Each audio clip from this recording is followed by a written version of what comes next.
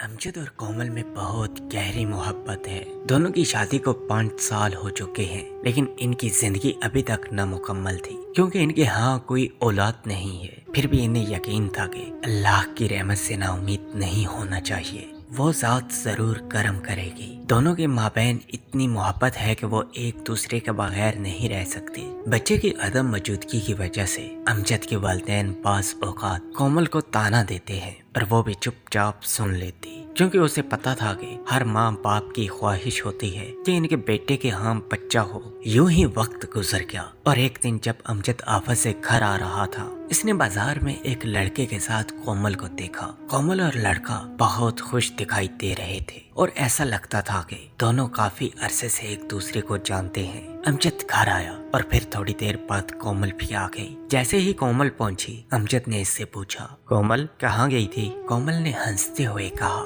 मैं बाजार में कुछ घरेलू सामान लेने गई थी। ये सुनकर अमजद को थोड़ा गुस्सा आया, लेकिन इसने कोमल से कुछ नहीं कहा। इसके बाद अमजद ने कोमल को एक ही लड़के के साथ मुतअद्दिद बार मुख्तलिफ जगहों पर देखा। एक दिन अमजद ने देखा कि लड़का कोमल को घर छोड़ने आया है। कोमल इसके साथ बहुत खुश नजर आ रही थी। लड़का घर से निकला और फिर चला गया। अमजद का दिल बहुत दुखी था, लेकिन कोमल के खोने के खौफ से इसने इसे कुछ नहीं कहा। एक दिन अमजद घर बैठा था जब कोमल के मोबाइल फोन की घंटी बजी। कोमल बाथरूम में थी, इसलिए अमजद ने फोन उठाया। जैसे ही अमजद ने फोन उठाया, दूसरी तरफ से आवाज आई, हेलो अमजद, मैं जल्द ही आ रहा हूँ, मुझे कुछ अहम बात करनी है। बस इतना कहकर इस शख्स ने फोन मुनक़ता कर दिया।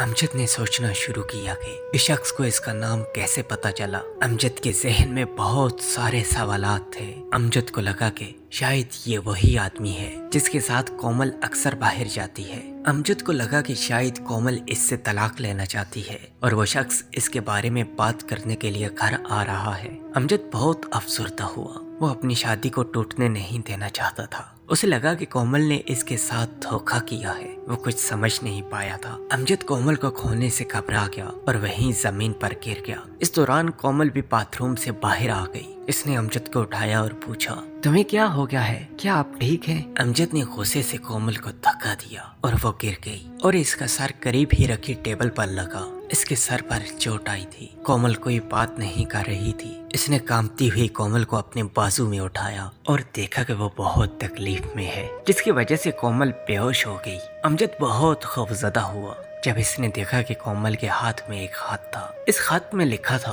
प्यारे अमजद, मैं आपको बहुत दिनों से बताना चाहती थी, लेकिन सोचा कि मुझे आपको सरप्राइज करना चाहिए। मैं पिछले कुछ दिनों से किसी डॉक्टर के पास इलाज के लिए गई थी और वो डॉक्टर मेरा कजन था जो बचपन में बैरून मुल्क चला गया था। इसने मेरा इलाज शुरू किया और मैं 2 माह से हामला हूँ। आज मैंने इस कजन को अपने घर खाने पर बुलाया है। आप इससे मिलकर बहुत खुश होंगे। कुछ देर बाद डोर बेल बजने लगी और अमजद भागकर दरवाजा खोलता है। कोमल का कजन वहाँ दरवाजे पर खड़ा हुआ है और वो कहता है, अमजद, मैं साबर हूँ, कोमल का भाई, आप कैसे हो? तभी इसकी निगाहें कोमल पर पड़ती हैं, जो खून में लिपटी हुई जमीन पर पड़ी थी। साबर कोमल को अस्पताल ले गया और वहाँ कोमल कोमा में चली गई। कोमल अपने बच्चे को भी खो देती है। अमजद इससे माफी मांगना चाहता है, लेकिन कोमल अभी भी कोमा में है। एक छोटी सी गलती से कोमल और अमजद की जिंदगी इस मोड़ तक आ गई।